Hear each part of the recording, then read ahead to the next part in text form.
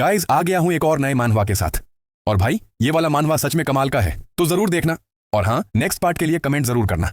वैसे हमारा बर्थडे है कल, मतलब 15 नवंबर, तो थोड़ी सी विशेष तो बनती है ना। चलो अब बिना टाइम खराब किए वीडियो को शुरू करते हैं। यह सब शुरू होता है डेमन किंग के किले के अंदर। उसके सारे गार्ड्स गहरी नींद में थे, और मेरा मतलब है हमेशा के लिए सो गए थे। तभी हमारा लड़का हानजू वहां पहुंचा। उसकी नजर सीधे डेमन किंग पर थी। वो हल्का सा मुस्कुराया, क्योंकि बस इस बंदे को हराकर जू बनने वाला था बहुत अमीर। लेकिन जैसे ही वो फाइनल वॉर करने कूदा, अचानक स्क्रीन पर एक सिस्टम नोटिफिकेशन पॉप हुआ। You are being disconnected from the server. Damon Wortsberg ने मौका देखा और एक झटके में हीरो को बीच से 2 टुकड़ों में काट दिया। अब सीन कट होकर असली दुनिया में आता है, हान जे वू के घर पर। कुछ गुंडे उसका घर तहस नहस कर रहे थे और उन्होंने उसका वीआर पॉड का इंटरनेट केबल खींच कर निकाल दिया था। जू जब उठा तो गुस्से से लाल हो गया। उसने एक को कॉलर से पकड़ा और बोला, मरने के लिए तैयार हो? बाकी गुंडे डर के मारे बोले, भाई ठंडा हो जा, हम तो बस तेरी भलाई के लिए आए थे, तुझे गेमिंग छोड़ने में मदद करने। असल में हमारा एमसी पहले इन्हीं लोगों के लिए काम करता था। उसे प्रॉब्लम सॉल्वर कहा जाता था, मतलब जो भी गड़बड़ हो वही सॉल्व करता था, किसी भी तरीके से। वो स्कूल में जीनियस था, लेकिन पैसे उड़ाने में भी प्रो। तो बात में कुछ सच्चाई थी। जू ने सच में अपनी सारी बचत खर्च कर दी थी नए वीआर कैप्सूल पर। वो गेम सेवियर ऑफ ह्यूमैनिटी का पूरा दीवाना बन चुका था। इस गेम में लड़ाइयां असली जैसी लगती थीं, दुनिया ओपन और अनंत थी। सिर्फ जादू या लड़ाई नहीं, यहाँ फेम मिल सकता था, खूबसूरत कैरेक्टर्स से मिल सकते थे और समझ सकते थे कि वीआर पॉड असल में किस काम का है। यहाँ एक साधारण फाइटर भी किंग बन सकता था। और इसी सपने के लिए जू ने 1 बिलियन का लोन उठा लिया था, उन्हीं लोन शार्क से। लेकिन अब वही लोग उसके घर में घुस आए थे और उसे गेम में रिवॉर्ड पाने से रोक दिया, जिससे वो पूरा कर्ज चुका सकता था। जू ने सोचा, अब ये सब भुगतेंगे। एक गुंडा बोला, अरे धमकी तो हम देने आए हैं, तू नहीं। जू ने बस घूर कर कहा, कर ले कोशिश।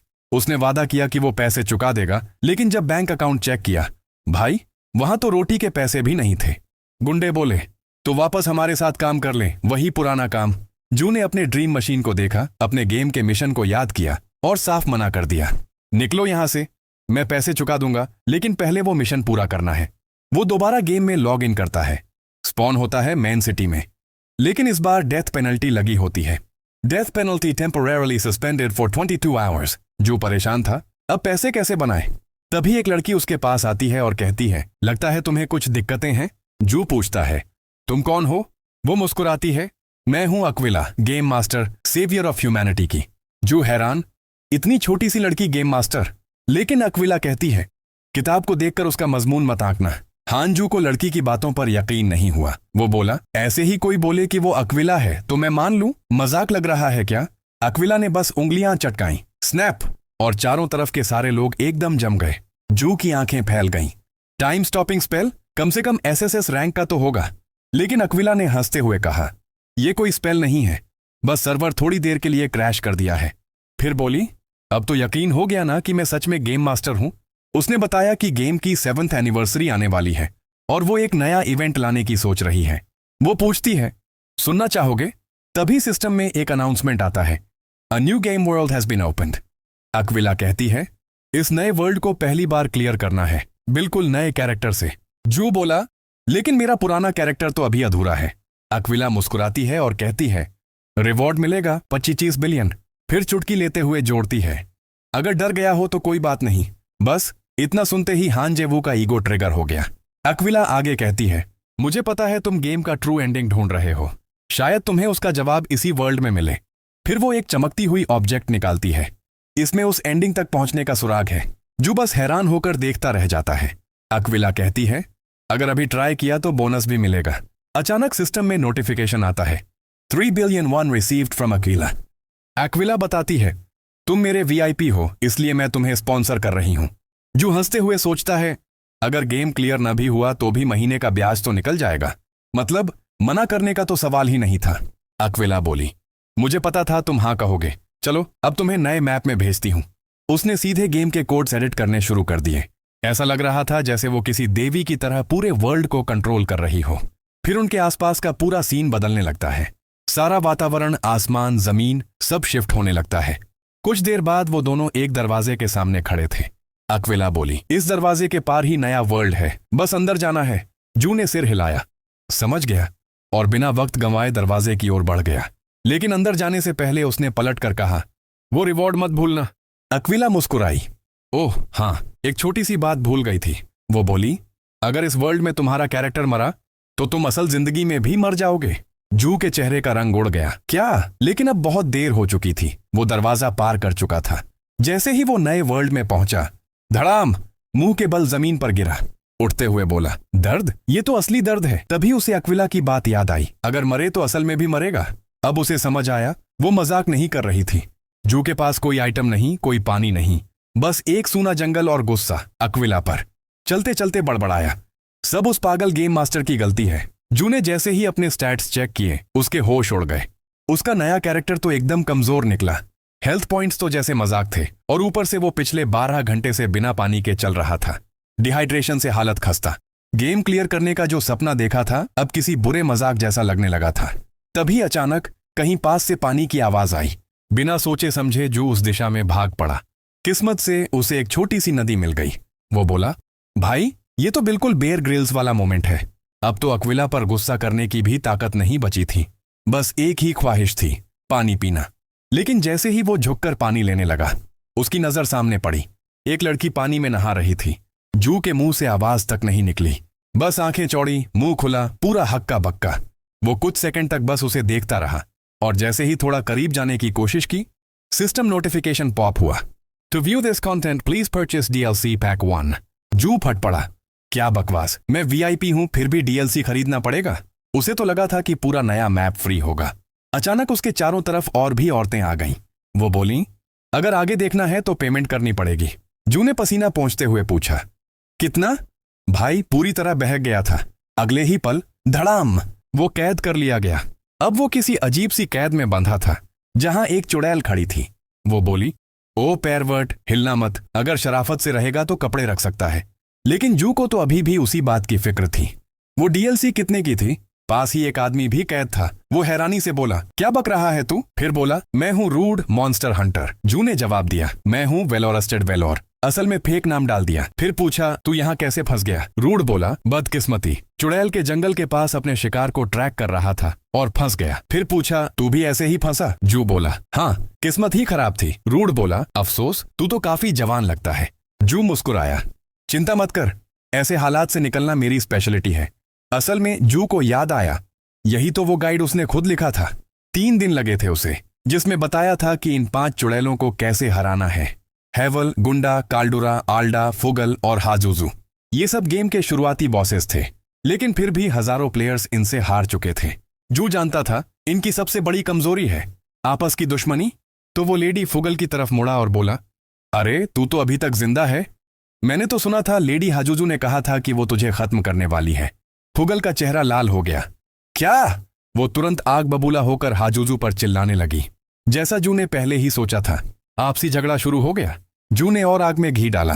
सुना है हाजुजू तेरी सारी चीजें भी हथियाने वाली थी। फुगल चीखी, क्या ये सच है? जू अंदर ही अंदर मुस्कुरा रहा था, यही तो प्लान था। हाजुजू गुस्से में बोली, अरे उसकी बातों पर भरोसा मत कर, वो तो कैदी है। फिर ताना मारते हुए फुगल से बोली, और वैसे भी तेरे पास जो पैसा हाल ही में आया है, तू अकेली उसका क्या करेगी? थोड़ा हिस्सा हमें भी दे। असल में हाजुजू हमेशा अपने साथियों की चीजों पर नजर रखती थी। इतने में अल्डिडा, जो हमेशा सीन समझने में सबसे स्लो थी, बीच में बोल पड़ी, ओह, तो यही वजह है कि गुजू एसिड बम बना रही थी? गुंडा, जिसकी जिंदगी बस खाने पर टिकी थी, तुरंत बोली, खाना कब तैयार होगा? और काल्डूरा, जिसे किसी भी बहाने झगड़ा चाहिए होता था, जोश में चिल्लाई, अगर लड़ाई होने वाली है तो मुझे भी गिन लो। बस फिर क्या, पल भर में वहां पूरा तमाशा शुरू हो गया। चुड़ैलें आपस में भिड़ पड़ी और हांजू अंदर ही अंदर बोला, परफेक्ट, प्लान काम कर गया।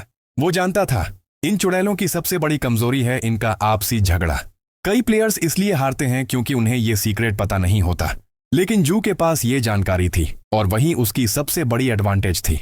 लड़ाई अपने चरम पर थी तो उसने रूड से कहा, अब सही मौका है भागने का। लेकिन जाने से पहले जू ने सोचा, थोड़ा मजा भी ले लेते हैं। वो आगे बढ़ा और सच लिटरल में चुड़ैलों को खींचकर सीधे कड़ाही कॉल्ड्रन में गिरा दिया। चारों ओर अफरा तफरी मच गई। जू ने रूड को रास्ता दिखाया, वो रहा एग्जिट, चल निकलते हैं। हालांकि अंदर से उसका मन था कि उन्हें हराकर ही जाए, क्योंकि चाहे ये चुड़ैलें बेवकूफ हों, XP तो खूब देती हैं। लेकिन तभी फुगल का सांप पीछे से आया और जू की टांग लपेट ली। फुगल चिल्लाई, अगर मैं मरूंगी तो तुम्हें भी साथ ले जाऊंगी। जू को याद आया उसका कैरेक्टर तो अभी बहुत कमजोर है। वो झटके से छुड़ा नहीं पा रहा था, पर तभी रूड दौड़कर आया, तलवार निकाली और एक ही वार में सांप को काट डाला। जू ने सांस ली और बोला, थैंक यू भाई। फिर बोला, तेरा धनुष उधार दे जरा। रूड ने पूछा, क्या तू तीर चलाना जानता है? जू बोला, थोड़ा बहुत संभाल लूंगा। उसने निशाना लगाया और एक जार पर तीर चलाया जो कड़ाही के ऊपर लटक रहा था। जार टूटा और उसमें भरा तरल नीचे गिर गया। हाजूजू चौंकी। रुको, वो जार तो एसिड वाला था। अगर वो कड़ाही के साथ मिक्स हुआ तो बूम! पूरा ठिकाना उड़ गया। जू और रूड किसी तरह वक्त पर बाहर निकल गए। रूड ने पूछा, क्या वो सच में मर गई? जू ने सिस्टम खोला, देखा और मुस्कुराया। हाँ, सब खत्म। वो सोचने लगा, किस्मत अच्छी थी, वरना इतने लो लेवल पर तो मैं मर ही जाता। रूड बोला, मैं तो उम्मीद ही छोड़ चुका था, तूने जान बचाई। उसने आभार में कहा, ले तेरे लिए एक गिफ्ट है। जू को मिले रेड ड्रैगन फ्रूट कफ्स। वो चकित रह गया, ये तो मैंने कभी गेम में नहीं देखे। रूड बोला, ये मुझे चुड़ैलों के पास पड़े मिले थे, कीमती लगे तो उठा लाया। जू ने बिना कुछ सोचे सारे खा लिए। तुरंत सिस्टम नोटिफिकेशन आया, you are now a dragon bone, immense power acquired. उसने देखा उसके स्टैट्स आसमान छू रहे हैं। कोई भी नॉर्मल प्लेयर तो सपना भी नहीं देख सकता कि गेम की शुरुआत में ही इतनी तगड़ी पावर मिल जाए। जू मुस्कुराया, लगता है किस्मत अब पलटने वाली है। रूड भी जू की स्किल्स देखकर इंप्रेस था। वो बोला, तेरे अंदर टैलेंट है लड़के, मेरे साथ हंटर बनना चाहेगा? तभी सिस्टम ने नोटिफिकेशन दिया, You've unlocked the friendly relationship route with Monster Hunter Rudd। जू को ऑफर अच्छा लगा, लेकिन उसने सिर हिलाया। नहीं, मेरे अपने प्लान हैं। रूड मुस्कुराया, तू तो बड़ा बिजी बंदा लगता है। लेकिन फिर जू को अचानक एहसास हुआ, रुको, मेरे कैरेक्टर की कोई क्लास ही नहीं है। मतलब जो एक्सपी उसने इतना मेहनत से कमाया था, वो यूं ही बर्बाद हो जाएगा अगर इस्तेमाल न किया तो उसने फैसला किया, चलो हंटर बनकर ट्राई करते हैं। उसने पूछा, 3 महीने काफी होंगे? रूड हंस पड़ा, 3 साल भी कम पड़ सकते हैं बच्चे। बात तय हुई। रूड उसे जंगल में ले गया और बोला, जहां चाहे छिप जा, तेरे पास 30 मिनट हैं, उसके बाद मैं तुझे ढूंढने आऊंगा। जू ने मुस्कुराते हुए सोचा, यह बंदा मुझे अंडर एस्टिमेट कर रहा है। उसे ये जंगल अपनी हथेली की लकीरों की तरह याद था। हर पेड़, हर पत्थर, हर गुफा, सब। उसे ये भी पता था कि यहाँ के पेड़ों की घनघोर छाया किसी का भी सेंस ऑफ डायरेक्शन बिगाड़ देती है। ऊपर से जहरीले मशरूम्स की गैस और जंगली जानवरों का झुंड, चुड़ैलों से भी ज्यादा खतरनाक। और अब जब उसके पास ड्रैगन फ्रूट्स की पावर थी, उसकी फिजिकल स्ट्रेंथ लगभग मैक्स थी। वो पूरी तरह कॉन्फिडेंट था, इस बार तो वो मुझे ढूंढ नहीं पाएगा। लेकिन कुछ ही देर में मिल गया। रूड उसके पीछे खड़ा था। जू की आंखें फटी की फटी रह गईं। रूड मुस्कुराया, थोड़ी और मेहनत करनी पड़ेगी। फिर बोला, तेरे जोश और कोशिश के लिए 10 बोनस पॉइंट्स। जू हैरान, तूने मुझे इतना जल्दी ढूंढ कैसे लिया? रूड बोला, काफी टाइम बाद इतना दिलचस्प स्टूडेंट मिला है, अब बस मेहनत करते रहो। सिस्टम फिर पिंग हुआ, hunters hedging quest completed, new quest hunters taunts begin. दिन बीतते गए और जू को कई नई हंटर स्किल्स सीखने को मिली। धीरे धीरे उसे लगा कि रूड के साथ जुड़ना सच में एक अच्छा फैसला था। 3 महीने बाद जू काफी कुछ सीख चुका था। कैंप में रड ने पूछा, तो क्या तूने वो सब सीख लिया जो मैंने सिखाया था? हाँ जी, वो मुस्कुराकर बोला, अगर यकीन नहीं है तो जंगल में कहीं भी छिप जा, फिर देख लेना। रड हंसते हुए बोला, तेरी स्प्रिट हमेशा मुझे हैरान कर देती है। चल ठीक है, जैसा तू कहे वैसा करेंगे। फिर मजाक में जोड़ दिया, लेकिन अगर मैं तुझे 1 घंटे में नहीं ढूंढ पाया तो रात का खाना तू बनाएगा। हांजी ने तुरंत हामी भरी और चैलेंज के लिए जोश में आ गया। कुछ देर बाद जब वो जंगल में छिपा हुआ था, रड खुद से बड़बड़ाया, आखिरकार मुझे एक ऐसा शागिर्द मिला है जिसमें सच में दम है। फिर भी रूड ने सोचा, चलो इस बार ज्यादा मुश्किल नहीं बनाता। वो तय करता है कि अगर वो किसी खड़ी चट्टान पर 1 घंटे के लिए छिप जाए तो उसका शागिर्द उसे ढूंढ ही नहीं पाएगा। लेकिन जैसे ही वो पहाड़ पर चढ़ रहा था, हंजू ने उसका पैर पकड़ लिया। रूड बुरी तरह चौंक गया, क्या तू यहां कैसे? इसके बाद वो पेड़ों के बीच छिपने गया, पर कुछ ही मिनटों में फिर पकड़ा गया। फिर उसने कई और जगहें ट्राई की, हर बार जू ने उसे ढूंढ निकाला। रूड के मन में सवाल गूंजने लगा, मैंने जो स्किल्स 5 साल में सीखी, ये लड़का 3 महीने में कैसे सीख गया? आखिर में वो एक गुफा में जा छिपा। वो बोला, ये मेरी आखिरी कोशिश है, यहां तो कोई नहीं आएगा। क्योंकि वो गुफा थी हेलहाउंड का ठिकाना। लेकिन वहां भी जू ने उसे ढूंढ लिया। वो मुस्कुराया और बोला, guardian of humanity tip number 1, सोता हुआ हेलहाउंड भूकंप से भी नहीं जागता। फिर उसने पूछा, तो मास्टर अब तो पास हो गया ना? रूड अब भी हैरान था, बस धीरे से बोला, हाँ पास हो गया।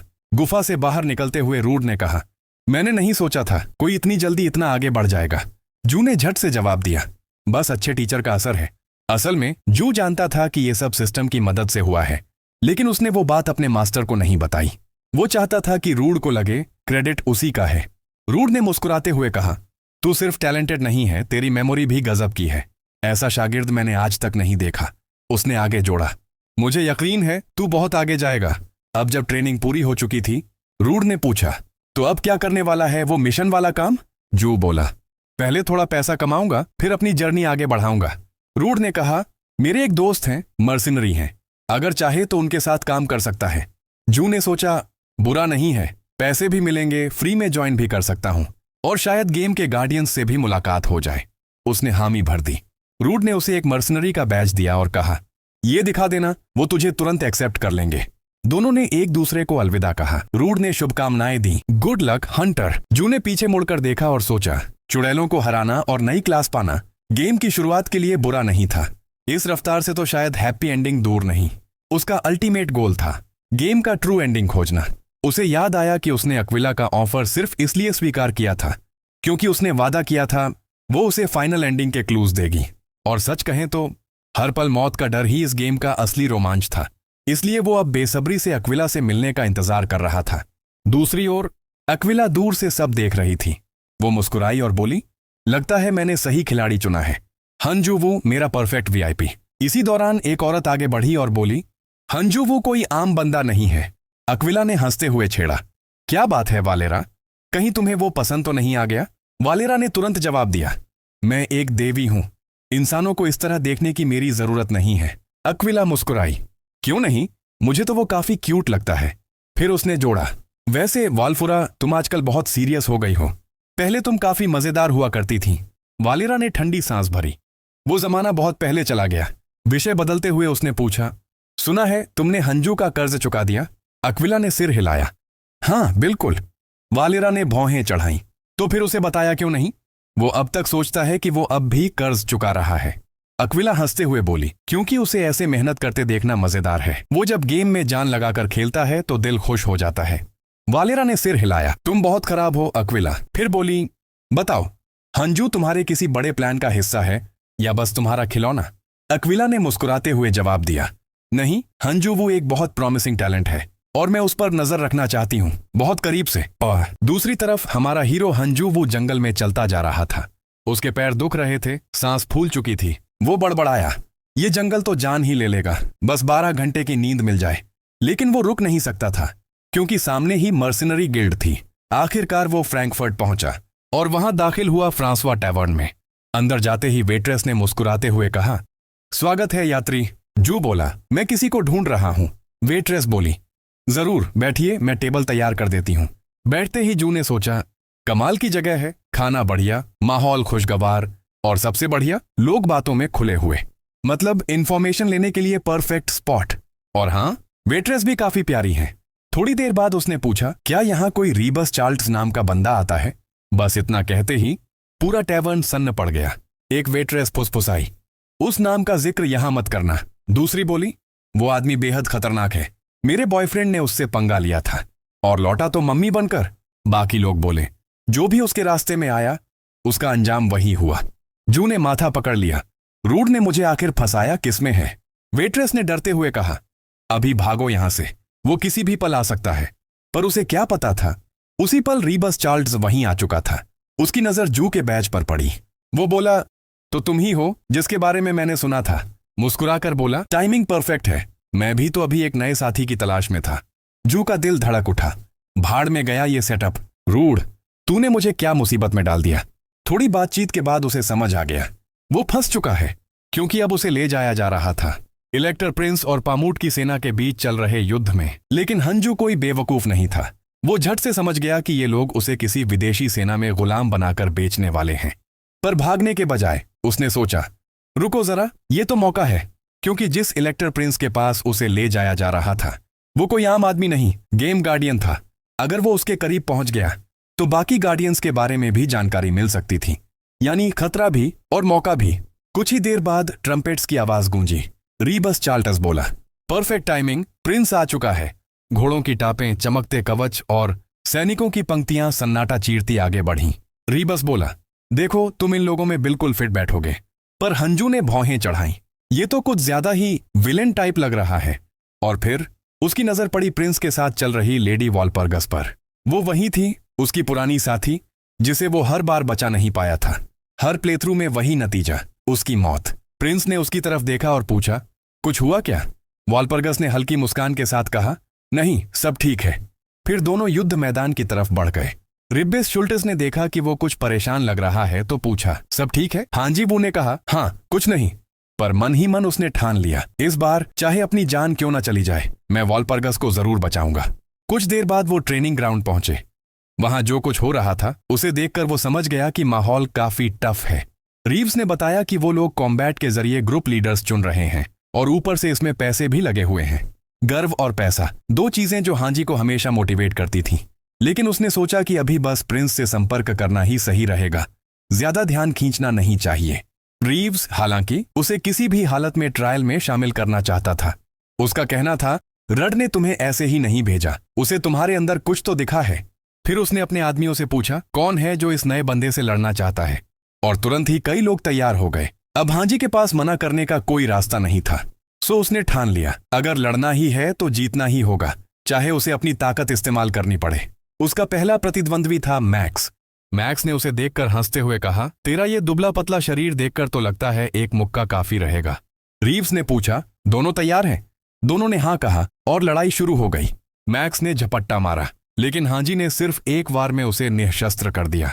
सब लोग हैरान रह गए। मैक्स तो उनके सबसे ताकतवर लड़ाकों में से एक था। लेकिन हांजी की ये जीत देखकर बाकी डरे नहीं, बल्कि और भी ज्यादा जोश में आ गए। अब लगभग हर मर्सिनरी उसे चैलेंज करने को तैयार था।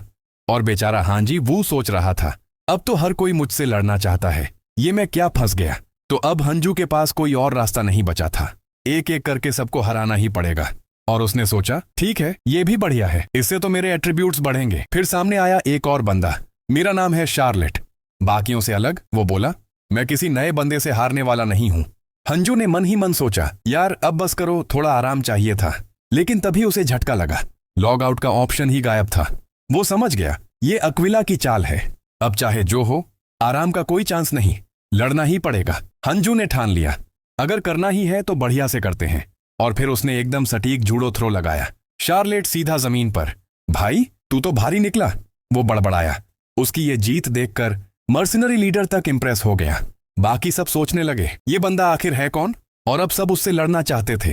हंजू के चेहरे पर बस एक ही रिएक्शन, भाई अब तो बख्श दो। तभी रीबस ने ऊंची आवाज में कहा, सब पीछे हटो, नए बंदे को आराम दो। हंजू ने चैन की सांस ली, आखिरकार थोड़ा रेस्ट। पर अगले ही पल रीबस बोला, अब से यही हमारा लीडर होगा, इसका नाम होगा वेलोरस्टेड वेलोर। हंजू, भाई क्या? अब सबकी तैयारी शुरू हो गई आने वाली जंग के लिए। रीबस ने अपनी सेना को आदेश दिया, अटैक। और बस मर्सिनरीज चीखते हुए दुश्मनों की ओर भागे। दूसरी तरफ ट्रोल्स की सेना खड़ी थी, डरावनी, विशाल और गुस्से से भरी। पर हंजू ने वक्त बर्बाद नहीं किया, सीधा बीचों बीच कूद गया।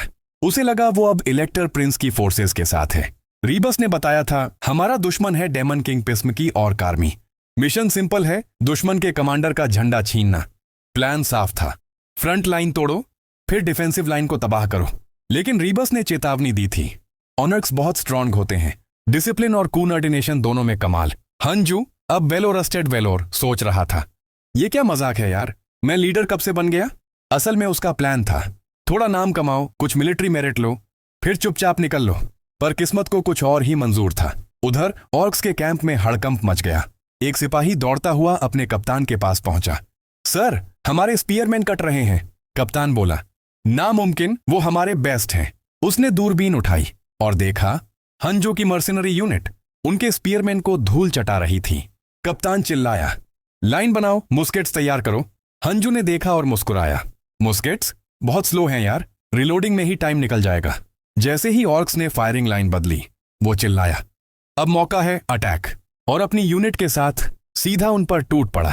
धूल, खून और चिल्लाहट के बीच वेलोरस्टेड वेलोर ने मैदान हिला दिया।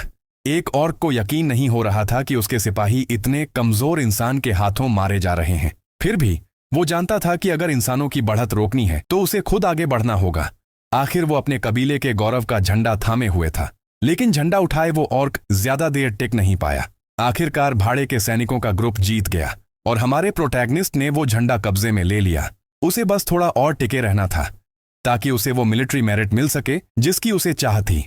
तभी उसका साथी दौड़ता हुआ आया बुरी खबर के साथ। बाकी की फौज पीछे हट रही थी। ऊपर से ऑर्क की मदद के लिए नई टुकड़ी पहुंच चुकी थी। ये देखकर प्रोटैगनिस्ट घबरा गया।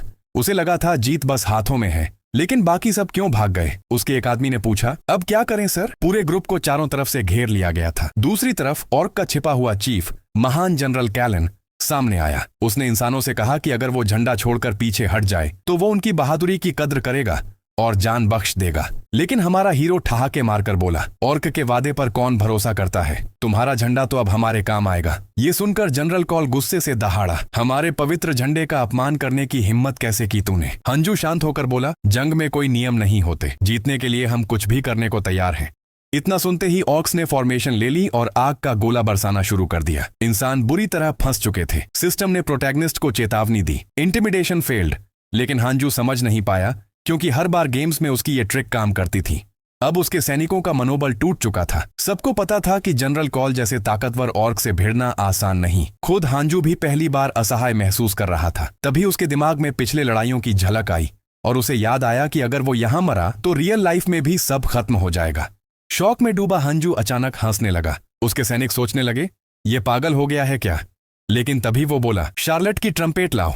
साथी ने कहा, उससे कुछ नहीं होगा, कोई रीइंफोर्समेंट नहीं आने वाला। पर हांजू बोला, मुझे पता है मैं क्या कर रहा हूं। उसने जोर से ट्रम्पेट बजाई, मगर दिशा पूरी उलटी थी जहां से उनके साथी भाग चुके थे। साथी बोला, गलत दिशा में क्यों? हांजू मुस्कुराकर बोला, मुझे पता है अगर अक्विला में जरा भी सम्मान बचा है तो वो मुझे ऐसे नहीं छोड़ेगी। आखिर मैं उसका वीआईपी हूं। उधर ऑर्क जनरल ने अपने स्पीयरमैन को आगे बढ़ने का आदेश दिया। एक दुश्मन योद्धा बिजली की तरह हांजू की तरफ झपटा, भाला सीधा उसकी छाती की ओर। लेकिन ठीक उसी पल वो योद्धा किसी अदृश्य वार से जमीन पर गिर पड़ा और फिर कोई और शख्स मैदान में उतर आया। तभी आसमान से एक चमक उतरती है। वालपेर्गस आ चुकी थी, एक यूनिकॉर्न पर सवार, मानो खुद रोशनी का देवदूत उतरा हो। उसने तुरही की आवाज सुनी थी और अब वो इंसानों का हौसला बढ़ाने आई थी। वो जोर से चिल्लाई, तलवारें नीचे मत करो, ये लड़ाई अभी खत्म नहीं हुई है। दूसरी तरफ ऑर्क लीडर ने अपने सिपाहियों को रोक दिया। उसने आदेश दिया, कोई बीच में मत आए, ये अब नोबल्स की द्वंद्व युद्ध है, सम्मान की लड़ाई। वालपेर्गस मुस्कुराई और बोली, ईमानदार हो पर लायक नहीं। फिर बिना वक्त गंवाए उसने अपने विरोधी पर हमला कर दिया। दोनों के बीच एक जबरदस्त टकराव शुरू हुआ। तलवारों की गूंज से पूरा मैदान हिल गया। प्रोटैगनिस्ट हांजू उस लड़ाई को देखते हुए पूरी तरह मंत्रमुग्ध था। कहानी के इस शुरुआती दौर में भी वालपेर्गस की ताकत अविश्वसनीय थी। लड़ाई में ऑर्क धीरे धीरे दबने लगा। वालपेर्गस हर वार के साथ और भी तेज और भी घातक होती जा रही थी। ओनर्क हाँफते हुए बोला, काउंटेस के पास तो न सिर्फ तलवारबाजी बल्कि बेहतरीन हैंड टू हैंड स्किल्स भी हैं। क्या तुम वलेर्गा की बहन हो? वालपेर्गस ठंडे स्वर में बोली, मैं बस ईश्वर की सेवा करती हूँ और समय बर्बाद करना पसंद नहीं।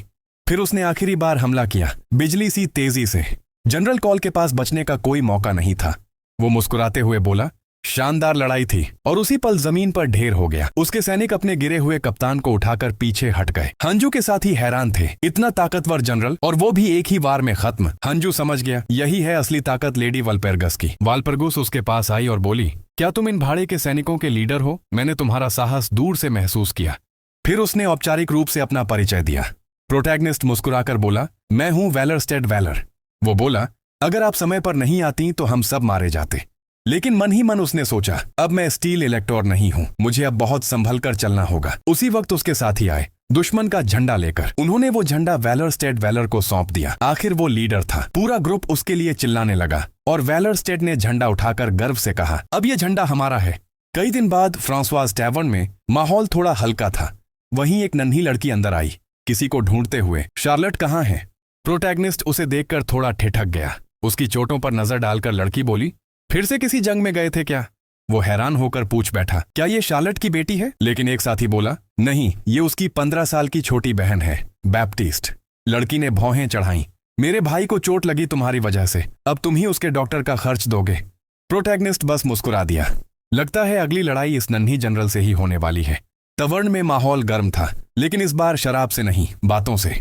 शार्लेट ने सबके सामने कहा, हम सब आज जिंदा हैं तो सिर्फ अपने लीडर की वजह से।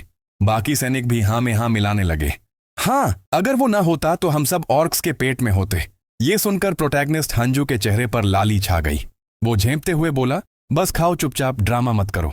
तभी टवर्न का दरवाजा खुला। अंदर आई लेडी वल्परगस अपनी शाही चाल और ठंडी निगाहों के साथ। पूरे हॉल में सन्नाटा छा गया। हांजू पूरी तरह चौंक गया। वो यहां, काउंटेस खुद। थोड़ी देर बाद वाल्पेरगस ने उसे साथ चलने को कहा। गंतव्य हारहाइम का एडवांस्ड बेस। रास्ते में उसने बताया, स्टील इलेक्टर ने खुद तुम्हें बुलाया है। वो तुम्हें मिलिट्री ऑनर देने वाले हैं। किसी भाड़े के सैनिक के लिए यह सबसे ऊंचा सम्मान होता है। हांजू को लगा वाल्पेरगस कुछ बदली हुई है। वो खुद इस सम्मान से ज्यादा खुश लग रही थी। काउंटेस ने कहा, यह सैनिक तुम्हारी वजह से जिंदा है। अगर तुमने वो कदम ना उठाया होता तो कोई नहीं बचता। तुमने सिर्फ अपने लोगों को नहीं, साम्राज्य के नागरिकों को भी बचाया है। ये सुनकर हांजू को एक पुरानी याद झकझोर गई। वो पल जब वाल्परगस ने एक अजीब हालात में उसकी जान बचाई थी। वो सोचने लगा, वो अब भी वही है, बस हम दोनों के बीच की जगह बदल गई है। अब वो एक मर्सनरी था और वो एक नोबल काउंटेस। थोड़ी देर बाद वाल्पेरगस ने उसे स्टील इलेक्टोर के सामने पेश किया। राजसी हाल में एक भारी आवाज गूंजी, तो ये है वो प्रसिद्ध वैलर। सामने थे फिलिप, खुद स्टील इलेक्टर। हंजू ने झुककर अभिवादन किया। वो सोच रहा था, सच्चे गार्डियन की मौजूदगी, ये तो किसी दैत्य जैसी औरा है। फिलिप मुस्कुराया, तुम अब डेथ ऑफ द फील्ड के नाम से जाने जाते हो। तुम्हारा साहस शेर जैसा है। ऐसे इंसान को सम्मान मिलना ही चाहिए। फिर उसने घोषणा की, तुम्हारे साथियों को मिलेंगे 100 फ्लोरेंस और तुम्हें 300 फ्लोरेंस। हंजू बोला, मैं इस दया का बदला जरूर चुकाऊंगा, लेकिन मेरे पास एक विनती है। उसने कहा कि वो अपने साथियों के साथ वाइटनबायर जाकर आराम करना चाहता है। फिलिप ने हामी भरी। वहां एक खाली शेड है, वो तुम्हारा होगा। और कुछ चाहिए तुम्हें? आमतौर पर हंजू नहीं कह देता, पर इस बार उसकी नजर वाल्पेरगस पर पड़ी और उसके दिमाग में एक ख्याल कौंधा। वो बोला, दरअसल मेरे पास एक पर्सनल क्वेश्चन है। फिलिप ने कहा, पूछो। हांजू सीधा बोला, आपके हिसाब से ये युद्ध असल में किस लिए है? कमरे में सन्नाटा छा गया। हर कोई हैरान। एक साधारण भाड़े का सैनिक ऐसा सवाल पूछ रहा था। फिलिप कुछ पल चुप रहा, फिर हल्की मुस्कान के साथ बोला, पहले तुम बताओ, तुम क्या सोचते हो? हंजू ने गहरी सांस ली। मैं बस एक सिपाही हूं, मेरी नजर सीमित है, पर एक बात साफ दिखती है। तभी एक नोबल ने तंज कसते हुए कहा, ओह, तो अब भाड़े के सैनिक भी युद्ध पर सलाह देंगे, सिर्फ इसलिए क्योंकि उसे एक मिलिट्री मेरिट मिल गया? दूसरा नोबल भी हंस पड़ा। लगता है इसे कुछ अफवाहें सुनकर डर लग गया है, बेकार की चिंता कर रहा है। लेकिन इससे पहले कि हांजू कुछ कहे, वाल्पेरगस ने कदम आगे बढ़ाया। किसी किताब का फैसला उसके कवर से नहीं किया जाता। मुझे लगता है महाराज को इस नौजवान की बात सुननी चाहिए। फिलिप के अंकल ने फौरन टोका, वाल्पेरगस, ये तुम्हारी हिम्मत कि अपने राजा से ऐसे बात करो? लेकिन फिलिप ने ही उसे रोक दिया। वो इलेक्टर ऑफ बायर्न की भतीजी है। बेहतर होगा कि तुम काउंटेस से सम्मानपूर्वक बात करो, जैसा हांजू ने सोचा था। यहां तक कि स्टील इलेक्टर भी वाल्पेरगस को नजरअंदाज नहीं कर सकता। फिलिप ने गहरी सांस ली और बोला, ठीक है, मैं सुनता हूं। बताओ, तुम्हारा युद्ध पर क्या दृष्टिकोण है? हांजू बोला, एक एम्बुश आने वाला है। कमरा सन्न रह गया। फिलिप ने भौहें चढ़ाई। तुम ये कैसे कह सकते हो? हंजू शांत स्वर में बोला, डीमन किंग पिसमुट की रणनीति हमेशा एक जैसी रही है, घात लगाना और विश्वासघात।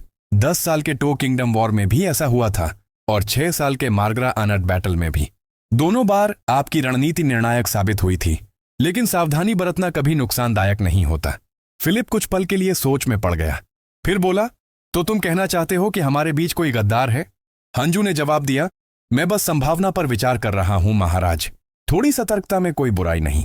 फिलिप ने हंसकर कहा, साहसिक हो तुम, बहुत ज्यादा। फिर गुस्से से आगे झुककर बोला, याद रखो, तुम्हारा सिर अब भी तुम्हारे कंधों पर है, सिर्फ इसलिए क्योंकि मैंने उसे वहीं रहने दिया है। अपनी औकात याद रखो। वाल्पेरगस ने तुरंत बीच में बोलने की कोशिश की, महाराज वो तो बस।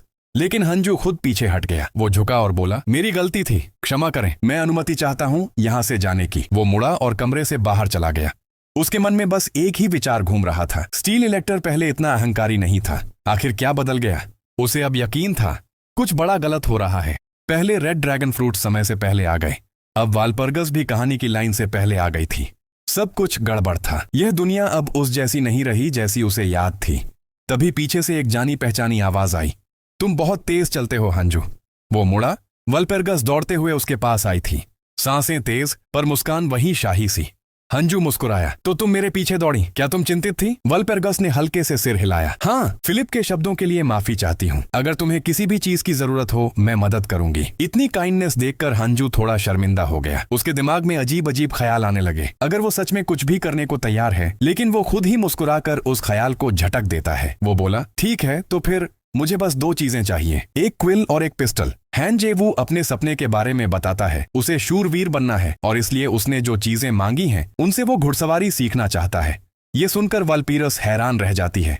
वो कहती है कि उसने इससे बेहतर कोई नहीं देखा। फिर वह झट से माहौल समझती है और कहती है कि यहाँ ऐसी बातें करने की जगह नहीं है, चलो कहीं प्राइवेट चलते हैं। उसकी ये खुशमिजाजी देखकर हान के चेहरे पर भी चमक आ जाती है। कुछ देर बाद हारहाइम पीक के युद्ध क्षेत्र में स्टील के इलेक्टोर की सेना सामने खड़ी है डीमन किंग पेजमुट की फौज के। फिलिप गरजता है, आज ही वो दिन है जब मैं तुम्हें खत्म कर दूंगा। लेकिन पेजमुट बस हंस देता है। तभी उसका एक साथी आगे आकर बताता है कि सारी तैयारियां पूरी हो चुकी हैं। साथ ही ये भी कह देता है कि उस औरत का इस्तेमाल करना ठीक नहीं है। वो चेतावनी देता है कि अगर इलेक्टोर पकड़ में आ गया तो वो बड़ा हथियार साबित होगा, इसलिए किसी पागल के हाथ में इतनी जिम्मेदारी नहीं देनी चाहिए। लेकिन डीमन लॉर्ड अपनी बात पर अड़ा रहता है। वो कहता है कि वो जानता है कि वो औरत खतरनाक है, लेकिन उसने हमेशा लाइन में रहकर काम किया है। वो ये सोचकर ही कांप जाता है कि अगर वो सच में लाइन पार कर दे तो क्या होगा। उसी दौरान वो औरत, उसकी खतरनाक सर्वेंट, अपने मालिक के सामने आती है। डीमन मास्टर उसे सराहता है और साथ ही कहता है कि थोड़ा हाथ हल्का रखे, लेकिन वो बेफिक्र होकर कहती है, मैं हमेशा लिमिट जानती हूं। दूसरी तरफ हमारा प्रोटैग हंजू अपने घोड़े फिली के साथ ट्रेनिंग में लगा है। फिली बेहद फुर्तीला है, एकदम ड्यूलिंग हॉर्स लेवल का। हांजू समझ जाता है कि ये घोड़ा वाकई हाउस बायरन की लेडी का ही हो सकता है। उस लेडी ने उसे एक महंगा सा पोषण भी दिया था जो किसी को भी पूरी तरह रीजनरेट कर देता है। तभी एक तेज धमाका होता है। हन चौंक जाता है। उसे एहसास होता है युद्ध शुरू हो चुका, मुझे जल्दी करनी होगी। उसे पता है कि हालात बहुत खतरनाक हैं और सबसे बड़ी बात, फिलिप का अपने ही चाचा से धोखा खाने का खतरा अभी भी सच है। और सच में फिलिप के चाचा अपना असली चेहरा दिखा देते हैं। वो ताना मारते हुए बताते हैं कि फिलिप ही असली गद्दार है जिसने विद्रोहियों को उकसाया, इसलिए उन्होंने डीमन किंग से हाथ मिला लिया। फिलिप फट से बोलता है, ऐसी बकवास पर कोई यकीन नहीं करेगा। लेकिन तभी डीमन लॉर्ड खुद उसे जमीन पर पटक देता है। उसे पागल कहकर डांटता है कि वो हकीकत मानने को तैयार नहीं। फिलिप को पकड़ने के लिए दास आगे बढ़ते हैं और फिलिप डरकर चिल्लाता है कि मैं एक नोबल हूं, हिम्मत कैसे होती है मेरी ओर बढ़ने की। इसी अराजकता में वाल्पीरस चुपके से पीछे पहुंचती है, लेकिन जैसे ही सही मौका मिलता है वो अपनी मौजूदगी जताते हुए डीमन लॉर्ड को एक जबरदस्त किक मारती है। और वो अकेली नहीं आई, वो आदेश देती है, उसके महामहिम को यहां से तुरंत सुरक्षित बाहर ले जाओ। दुश्मन तिलमिला उठता है जब वो देखता है कि उसका कैदी हाथ से निकल रहा है। वो तुरंत हेक्सैक्स को आदेश देता है कि जाकर फिलिप को पकड़ो। हेक्सैक्स पहले तो किसी और शिकार से खेल रही थी, लेकिन असली काम शुरू करने का आदेश मिलते ही उसकी आंखों में चमक आ जाती है। वो अपने जॉम्बी डॉग्स को देखकर हंसती है। डिनर टाइम, कुत्ते वैसे ही भूखे थे, उन्हें भड़काने की जरूरत ही नहीं पड़ी। कुछ देर बाद वो दहाड़ते हुए आगे बढ़ते हैं और सामने आ जाता है हमारा प्रोटैगोनिस्ट। हांजू सोचता है, हाँ, उम्मीद थी कि वो जॉम्बी डॉग्स भेजेंगे। हेक्सैक्स तो इन्हीं से दुश्मनों की ताकत निचोड़ती है, धीरे धीरे टुकड़ों में। उसे हेक्सैक्स की ये तरकीब बेहद घिनौनी लगती है, लेकिन वह जानता है कि हेक्सैक्स ऐसे ही लड़ती है। और चूंकि उसके सामने सिर्फ कुछ ही डॉग्स आए थे, हान समझ जाता है बाकी सारे फिलिप के पीछे गए हैं। फिलिप की जान जाए या बचे, उसे कोई फर्क नहीं पड़ता। उसके लिए सिर्फ एक चीज मायने रखती है, वाल्पेरुस की सुरक्षा। और वो पूरी रफ्तार से उसकी ओर भागता है। उधर वाल्पेरुस और फिलिप दोनों उन कुत्तों से भाग रहे हैं। फिलिप रोते हुए शिकायत करता है कि उसकी माना कंट्रोल बिल्कुल खराब हो गई है और इसका दोष वो डीमन लॉर्ड पर डाल देता है। ऐसा खेल तो वही खेल सकता है। एक कुत्ता झपटता है और फिलिप को लगभग चीर ही देता, लेकिन वाल्पेरुस बीच में कूदकर उसे रोक लेती है। उसकी स्पीड फिर साबित कर देती है कि वो क्यों सबसे भरोसेमंद रक्षक है। वो फिलिप से कहती है, हम डीमन टेरिटोरी में हैं, हर कदम सोच समझ कर रखना होगा।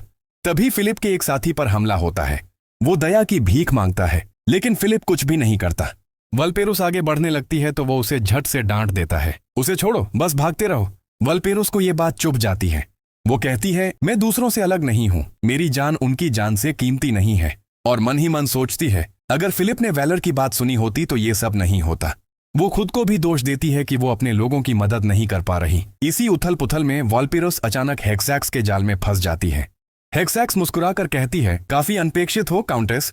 वाल्पेरुस फिलिप से मदद की पुकार लगाती है, लेकिन फिलिप उसे कैद होता देख सीधे पीछे मुड़कर भाग जाता है, जैसे वाल्पेरुस का उसके लिए कोई अस्तित्व ही नहीं। वाल्पेरुस हक्का बक्का रह जाती है।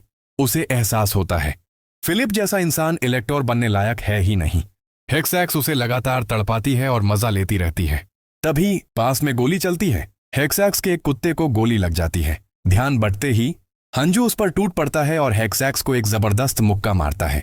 वालपेरोस जब उसे देखती है उसकी आंखें फैल जाती हैं। वो पूरी तरह हैरान और खुश। वो खुशी से उसे हीरो कहकर पुकारती है और फिर थककर बेहोश हो जाती है। हांजू उसे संभालकर एक सुरक्षित जगह ले जाता है। उसे पता है वालपेरोस को बाहर ले जाने का एक ही तरीका है, हेक्सैक्स को हराना। हेक्सैक्स को लगा कि उसके एक कुत्ते को जिसने मारा वो यही आदमी है, और ऊपर से इतनी चुपचाप आ गया कि उसे पता भी नहीं चला। उसे तुरंत समझ आ गया ये कोई आम लड़ाका नहीं है। हांजू मुस्कुराकर कहता है, तुम जरा भी नहीं बदली हेक्सैक्स। हेक्सैक्स चौंक जाती है। हम पहले कहाँ मिले? हांजू ठंडे अंदाज में जवाब देता है, तुम जैसी खलनायिका की शक्ल भला कौन भूल सकता है। हेक्सैक्स उसकी बंदूक देखकर कहती है, वाह बढ़िया हथियार है, रेंज भी अच्छी, लेकिन निशाना सही रखना, नहीं तो मेरी चाबुक पहुंचेगी तुम्हारी गर्दन तक। हांजू समय बर्बाद नहीं करता, सीधा फायर करता है, लेकिन गोली सिर्फ उसकी केप छूकर निकल जाती है। हेक्सैक्स झट से अपनी चाबुक फेंकती है और लपेट लेती है उसी की गर्दन पर। वो उसे अपनी तरफ खींचती है और एक जबरदस्त हेडबट मारकर उसे हवा में उड़ा देती है। हेक्सैक्स हंसती है। खेल अभी खत्म नहीं हुआ, लेकिन जैसे ही वो दूसरी वार करती है हांजू बच निकलता है। फिर वो दूरी बनाकर फायर करने की कोशिश करता है, लेकिन हेक्सैक्स उसकी चाल समझ लेती है। वो चाबुक से निशाना बिगाड़ने की कोशिश करती है, पर हर बार हवा में जाता है। वो अविश्वास में बड़बड़ाती है, ये कैसे बच रहा है? मेरी व्हिप से तो कोई नहीं बचता। हांजू फिर निशाना साधता है। हेक्सैक्स तमतमा कर कहती है, मैं कोई मौका नहीं दूंगी। लेकिन तभी हांजू शूट नहीं करता, बल्कि उसी पर टूट पड़ता है। वो पास जाकर उसे सीधे डैगर से वार कर देता है। हेक्सैक्स चीख उठती है। तभी हांजू तंज कसता है, कैसा लगा मेरा डैगर हेक्सैक्स? हेक्सैक्स को एहसास होता है कि उसने उसकी बंदूक पर इतना ध्यान दिया कि खुद एक आंख खो बैठी। वो तुरंत अपनी डिमोनिक विंग्स फैलाती है। लड़ाई जारी रखना चाहती हूँ, वो कहती है, लेकिन इस बार टालना पड़ेगा। हांजू मुस्कुराकर चिढ़ाता है, भाग रही हो? हार का डर लग रहा है? हेक्सैक्स गुर्राती है, मैं उकसावे में नहीं आने वाली, करीबी लड़ाई मेरी कमजोरी है। हांजू जवाब देता है, और मेरे पास डिस्टेंस वेपन भी है। हेक्सैक्स शेखी बघाड़ती है, मैं गोलियां आसानी से चकमा दे सकती हूँ। लेकिन जैसे ही वो फोकस करती है उसे एहसास होता है कि एक आंख जाने के बाद उसकी डेप्थ सेंस बिगड़ गई है। हांजू फायर करता है और इस बार गोली सीधा उसके शरीर में धंस जाती है। वो शांत आवाज में कहता है, चमगादड़ मारनी हो तो सीधे निशाने से मारो। हेक्सैक्स तड़पती है और हांजू हंस देता है, आखिर तुम्हें असली दर्द का स्वाद तो मिला, अब देखूं मरने पर क्या लूट गिराओगी। हेक्सैक्स मरते मरते उसे रिझाने की कोशिश करती है, लेकिन हांजू का दिल बर्फ का है। उसकी चाल बिल्कुल बेअसर साबित होती है। हांजू अपनी जीत से मिले आइटम उठाता है, काफी अच्छे लूट, लेकिन उसके मन में एक ही बात है, वालपेरोस की जान। वो तुरंत हीलिंग पोषण उठाकर उसकी तरफ दौड़ता है। वो ध्यान से पोषण की निर्देशिका पढ़ता है और समझता है कि इसे सीधे घाव पर लगाना होगा। वालपेरोस को बचाने के लिए हांजू को उसका आर्मर हटाना पड़ने वाला था। वो गहरी सांस लेकर खुद को समझाता है, मैं ये सिर्फ उसकी जान बचाने के लिए कर रहा हूं, बस, और कुछ नहीं। वो ध्यान एकदम केंद्रित करता है, कोई गलती नहीं होनी चाहिए। लेकिन उसी पल वो याद करता है बचपन में ही उसके पिता बीमारी से चल बसे। कुछ ही समय में उसकी मां भी कड़ी मेहनत से ढह गई, और इस तरह 18 की उम्र तक हांजू पूरी तरह अकेला हो गया। 22 साल का होते होते उसे नौकरी मिली, हनमदोंग में डेप्ट कलेक्टर की। बाहर से वो कड़क बनता था, लेकिन सच में वो कर्जदारों पर अक्सर नरमी दिखाता था। उसी काम के दौरान उसकी मुलाकात एक ऐसे क्लाइंट से हुई जो वीडियो गेम खेलकर कमाई करता था।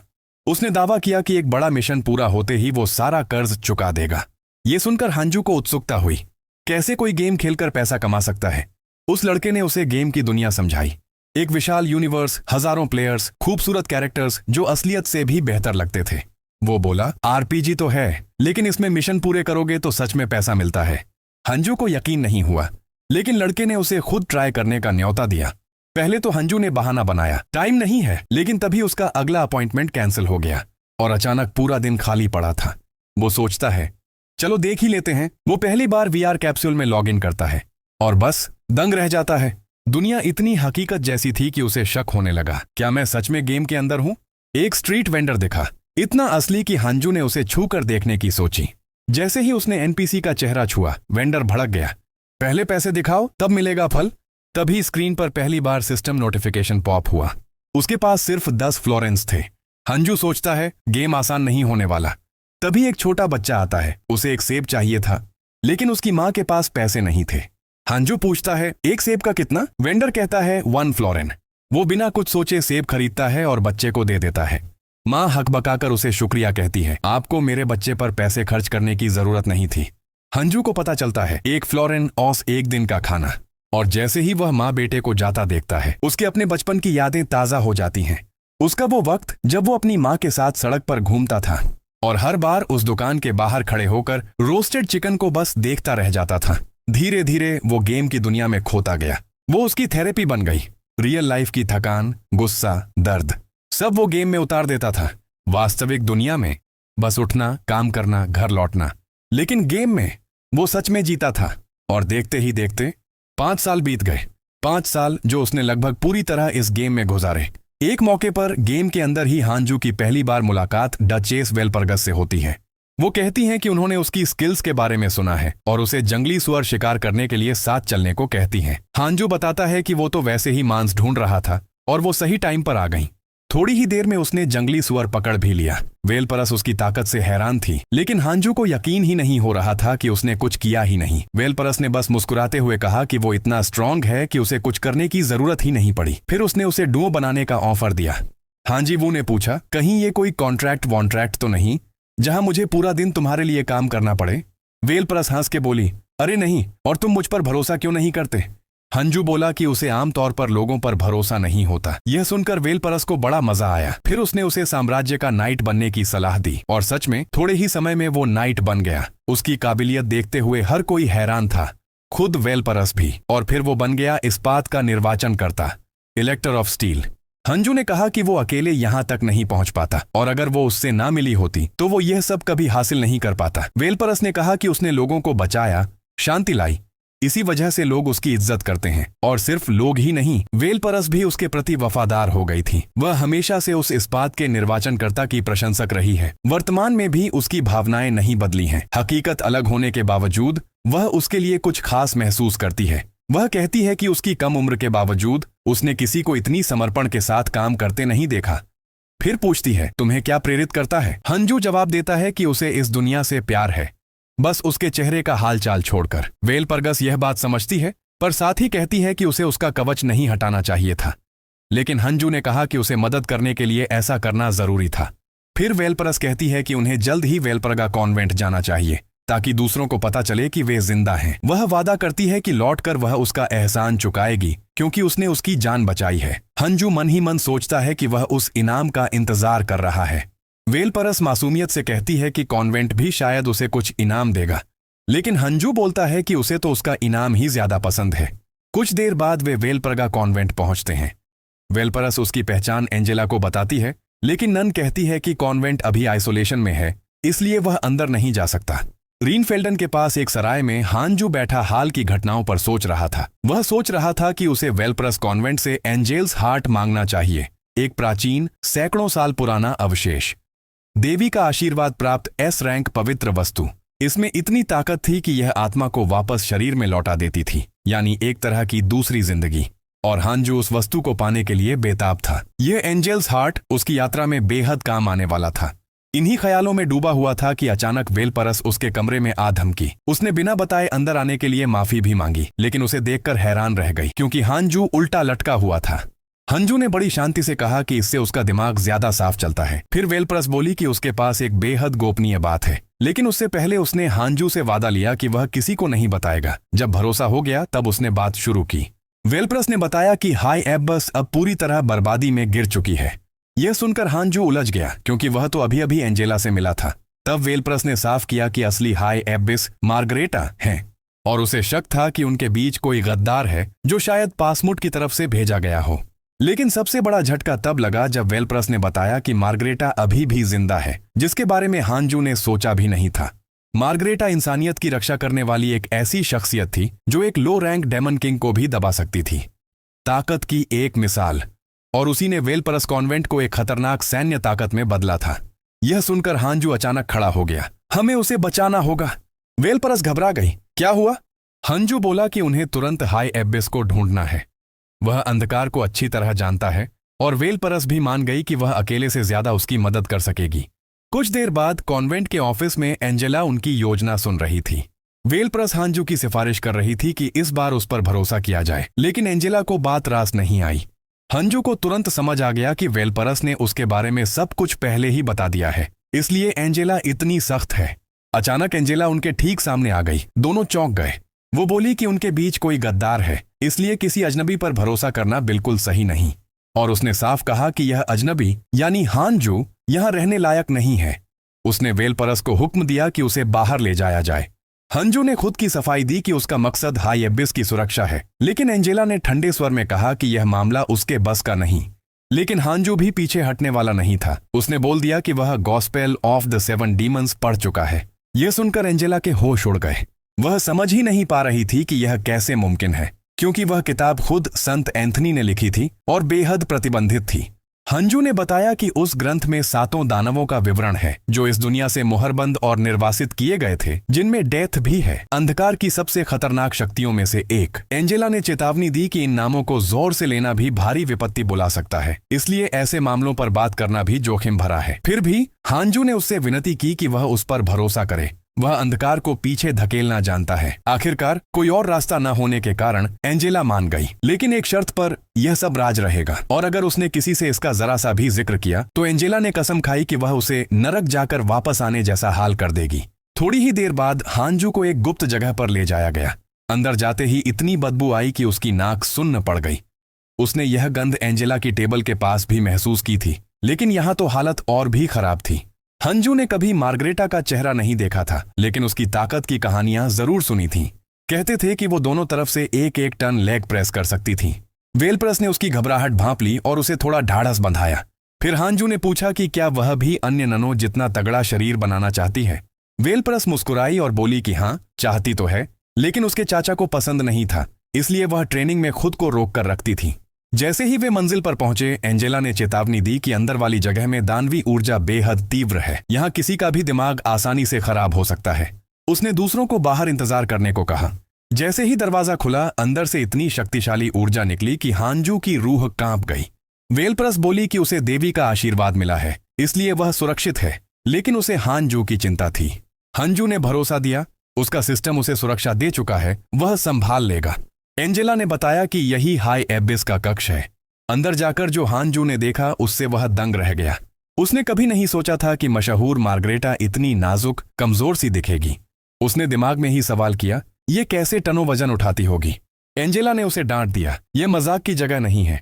उसने कहा कि वे लोग हर कोशिश कर चुके हैं और अब मजबूरी में एक भाड़े के योद्धा पर निर्भर होना पड़ रहा है।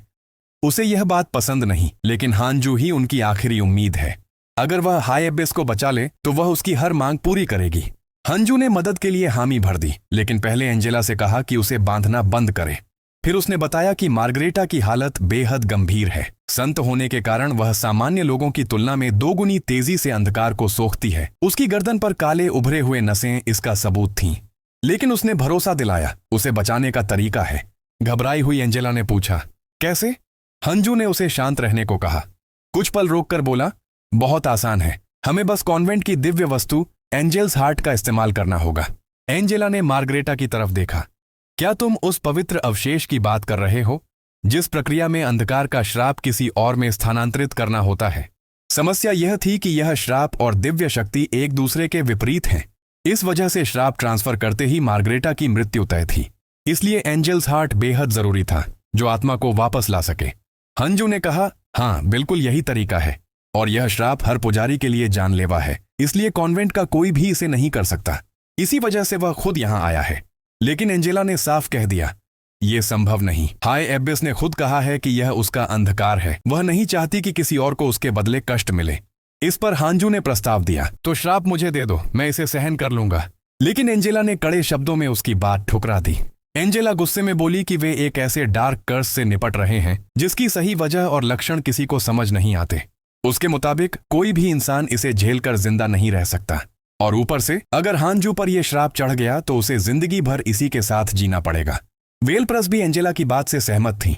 वह बोली कि हांजू को अपनी जान दांव पर लगाने की कोई जरूरत नहीं, वो भी सिर्फ हाई एबिस की जगह मरने के लिए। लेकिन हांजू ने दोनों को धन्यवाद दिया और कहा कि यही सबसे अच्छा तरीका है।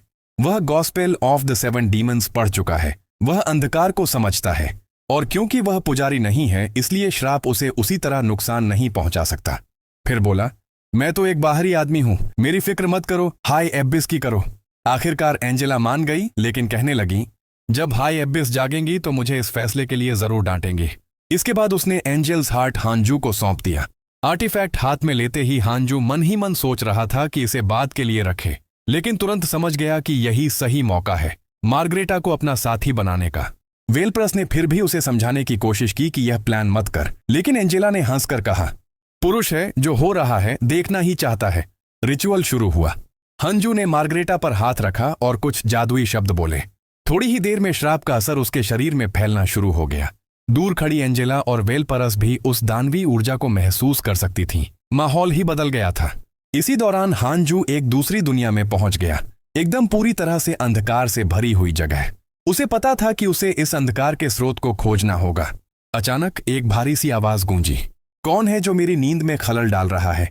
हंजू ने जवाब दिया, मैं वेलरस्टेड वेलर हूं, मार्गरेटा को आजाद कराने आया हूं। आवाज हंसी, एक मामूली इंसान, तू मुझे चुनौती देगा? पागल है क्या? मेरी ताकत तेरी सोच से बाहर है। फिर उसने आदेश दिया, मेरी नजरों से दफा हो जा। लेकिन उसकी हैरानी यह थी कि वह हांजू की आत्मा निकाल ही नहीं पा रहा था। उसे समझ ही नहीं आया कि यह इंसान मर क्यों नहीं रहा। हंजू ने दानवी सत्ता को फटकारते हुए कहा, मार्गरेटा को छोड़ दो और मुझे अपनी जगह ले लो। दुश्मन गुर्राया, मैं किसी इंसान से आदेश नहीं लेता, मैं आत्माएं निगलता हूं, मुक्त नहीं करता। हंजू समझ गया कि यह तो बड़ा चालाक खिलाड़ी है, तो उसे भी वैसे ही खेलना होगा। वह बोला, मैं गॉस्पेल ऑफ द 7 डीमंस पढ़ चुका हूं। मैंने वो किताब डेथ स्मैशर से सीधे खरीदी थी, अपने कुत्ते तक को दे दिया उसके बदले। और वह दानव तो शायद अब भी वह किताब सस्ते में दूसरे साधुओं को बेच रहा होगा। अगर तू ज्यादा समय लगाएगा तो तेरे सारे राज दुनिया में फैल जाएंगे, हांजू ने चेतावनी दी। ये बात लग गई। दुश्मन मान गया, लेकिन एक शर्त रखी। तुरंत हांजू के सिस्टम में एक नई क्वेस्ट पॉपअप हुई, सभी उन डेमन किंग्स को मारो जिन्हें विनाशकारी मृत्यु की शक्ति मिलती है। हांजू यह पढ़कर चौंक गया। यह काम उसकी ताकत से कहीं ऊपर था, इसलिए उसने दानवी सत्ता से कहा, इतना बड़ा टास्क मैं नहीं कर सकता, कुछ और शर्त रख ले, मैं इतना ताकतवर नहीं हूं। बातचीत करने की जगह उस परछाई जैसे जीव ने खुद ही अपना कुछ काला जादू उसे दे दिया, बस इतना कि वो अपना काम पूरा कर सके। डर के मारे हांजू को लगा कि अब तो वो गया काम से। वो चिल्लाया, ये तो हमारी डील नहीं थी। लेकिन दुश्मन बस इतना बोला कि इस दुनिया में कुछ भी फ्री नहीं मिलता, बड़ी ताकत चाहिए तो बड़ी कीमत भी चुकानी पड़ती है। ताकत देते वक्त उसे इतनी भयानक तकलीफ होती है कि नया पावर मिलने के बावजूद वो वहीं मर जाता है। लेकिन कुछ समय बाद कॉन्वेंट में वो एकदम झटके से बिस्तर पर जाग उठता है, जिंदा। उसे तुरंत याद आता है कि वो जिस आर्टिफैक्ट का इस्तेमाल कर रहा था उसी की वजह से उसे दूसरा मौका मिला है। ये समझते ही वो खुशी से पागल हो जाता है। अब उसके पास नेक्रोमेंसी का टॉप टियर पावर है, पूरी अनडेड की फौज चलाएगा। और सबसे बड़ी बात, गेम में अकेला वही है जिसके पास ये क्षमता है। थोड़े ही समय में वो लीडर बोर्ड पर नंबर 1 पर पहुंच जाता है। उसे लगता है अब आखिरकार दुनिया उसे पहचान देगी। उसी जश्न के बीच वेलपरगस उससे मिलने आती है। रोते हुए कहती है कि उसने उसकी आवाज सुनी थी और उसे जागा देखकर चैन मिला। वेलप्रोस बताती है कि रिचुअल के बाद वो बेहोश हो गया था, इसलिए वो उसे अपने कमरे में ले आई। अब जब वो ठीक है, वो उससे कहती है, ऐसी हरकत दोबारा कभी मत करना। वो बहुत डर गई थी। हांजू उसका हाथ पकड़कर माफी मांगता है और वादा करता है कि वो फिर ऐसा कुछ नहीं करेगा। बात खत्म होते ही दोनों देखते हैं कि बाहर कोई हंगामा हो रहा है। तभी एंजेला दौड़ती हुई आती है और कहती है, तो तुम आखिर जाग गए? लेकिन सिर्फ तुम ही नहीं, सब समझ जाते हैं कि बाहर शोर किस वजह से है। मार्गरेटा बड़े ड्रामेटिक अंदाज में घोषणा करती है कि वो बहुत समय से सोई हुई थी, अब उसे थोड़ी कसरत करनी है। वो मुस्कुराते हुए कहती है कि आखिरकार उसे अपने रक्षक से मिलने का मौका मिल गया। फिर औपचारिक अंदाज में अपना परिचय देती है, मार्गरेटा, वेलप्रग्गा कॉन्वेंट की हाई एब्बेस, लेकिन चाहें तो उसे मारी कह सकते हैं। थोड़ी देर बाद सब बेसमेंट की तरफ बढ़ते हैं। हांजू सोचता है कि फिलिप अब तक तो घने जंगल से निकल गया होगा। अब जब वो कोल्ड ब्लड लेवल का सबसे ऊंचा नेक्रोमेंसर बन चुका है, उसकी प्लानिंग थी कि वो फिलिप को चुपचाप खत्म कर दे। लेकिन एंजेल का दिल बिना और फिलिप खुद एक गार्डियन होने के कारण कामयाबी के चांस कम थे, इसलिए वो समझ जाता है कि आखिर तक सावधान रहना पड़ेगा। उधर मार्गरेटा तो जैसे किसी पिकनिक पर आई हो, पूरी जोश में। उसके ओवर एक्साइटेड मूड को देखकर एंजेला उसे थोड़ा सभ्य रहने को कहती है, लेकिन हाई एब्बेस पलटकर बोल देती है, उम्र बढ़ने पर ऐसे ही चिड़चिड़ापन आता है। हांजू को भी उसका ये व्यवहार थोड़ा अजीब लगता है। वेलप्रोस फिर हंसकर कहती है, वो हमेशा से ऐसी ही है। वो सोच रहा था कि इतनी ताकतवर और छोटी उम्र की लड़की इतनी बड़ी सेना की शक्ति है तो थोड़ी गरिमा की उम्मीद थी। तभी मार्गरेटा उनकी तरफ देखकर चुटकी लेती है, ओहो, तुम दोनों तो काफी करीब लग रहे हो। वेलपोर्गा ने समझाया कि उस दरवाजे के पीछे उनका अंडरग्राउंड आर्मरी है, जहां तरह तरह के हथियार और जादुई सामान भरे पड़े हैं। वो बोली, यहाँ की कई चीजें सिर्फ हथियार नहीं, मैजिकल भी हैं। तुम्हारे जैसे भाड़े के योद्धा के लिए तो यह खजाना ही है। हांजू ने आभार जताया तो मार्गरेटा ने तुरंत मुस्कुराकर कहा, थैंक यू बोलना है तो मुझे एक डेट पर ले चलो। ये सुनकर एंजेला तो तमतमा गई, लेकिन मार्गरेटा ने कंधे उचकाकर कहा कि इसमें गलत क्या है। खैर, उसने सही गियर की चाबी घुमाई और दरवाजा खोल दिया। हांजू को पूरा भरोसा था ये सब हथियार मिल जाए तो फिलिप का कोई चांस नहीं बचेगा। थोड़ी देर बाद हांजू अस्तबल में अपने घोड़े से मिलने पहुंचा। अब जब वो पूरा लैस था, फिलिप से भिड़ने का जोश चरम पर था। लेकिन तभी वेलपरोस आ गई। वो बोली, तुम सच में बिना अलविदा कहे चले जाते, और उसे एक आखिरी राइड पर साथ चलने को कहा।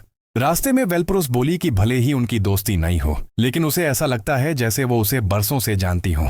उसने याद दिलाया ऑर्क्स के खिलाफ उनकी लड़ाई, हेक्सैक्स के घात से उसे बचाना और हाई एब्बेस को बचाने में उसका योगदान। इन सब के कारण वो उसके लिए बेहिसाब आभारी थी। कुछ देर बाद उसने पूछा, तुम्हें कोई जिज्ञासा नहीं है? हांजू ने अनजान बनते हुए कहा, किस बारे में? वेलपरोस हंसकर बोली, सीधे क्यों नहीं कहते? तुम जानना चाहते हो ना, हेलमेट के अंदर मेरा चेहरा कैसा है? हांजू ने माना कि क्योंकि वो हमेशा हेलमेट पहने रहती थी, उसे लगा कोई खास कारण होगा, इसलिए उसने कभी पूछना ठीक नहीं समझा। वेलपरोस ने धीरे धीरे बताया कि उसके चेहरे पर एक बड़ा निशान है, एक श्राप का निशान। उसे खुद नहीं पता कि वो कौन सा श्राप है। उसका चाचा हमेशा कहता रहा कि लोग ये निशान नहीं देखना चाहिए, इसलिए उसे पूरी उम्र हेलमेट के पीछे छिपाया गया। लोग मुझे बदसूरत नाइट कहते हैं, बिना असली कहानी जाने। फिर वो बोली कि भले ही वो किसी को चेहरा नहीं दिखाती, लेकिन उसे हांजू को अपवाद मान रही है। वेलपरोस थोड़ा नर्वस थी, जैसे पहली बार कोई राज खोल रही हो। जैसे ही उसने हेलमेट हटाया, हांजू ने पहली बार उसका चेहरा देखा। तो कैसी लगती हूँ? वेलपरोस ने शर्माते हुए पूछा। कुछ तो बोलो। हांजू पूरी तरह सन्न। उसने माफी मांगी और जल्दी से बोल पड़ा, तुम बहुत खूबसूरत हो। उसे याद आया कि यहाँ की काउंटेस तक अपना चेहरा नहीं दिखाती थी, इसलिए उसका इतना चौंकना जायज था। फिर वेलपरोस ने कहा कि उसके पास उसके लिए कुछ है। उसने अपने परिवार बायरन का कीमती खजाना उसे सौंप दिया। हांजू हैरान, इतनी कीमती चीज मुझे क्यों? वेलपरोस ने नरमी से कहा, ये एक निशानी है, जब तक ये तुम्हारे पास है मैं हमेशा तुम्हारे साथ हूँ। हांजू ये सुनकर भावुक हो गया। वो समझ गया कि वेलपरोस चाहती है कि वह उसे हमेशा याद रखे। उसने कहा, मैं इस खजाने का बहुत अच्छे से ख्याल रखूंगा। वेलपरोस मुस्कुराते हुए बोली, ये वादा रहा।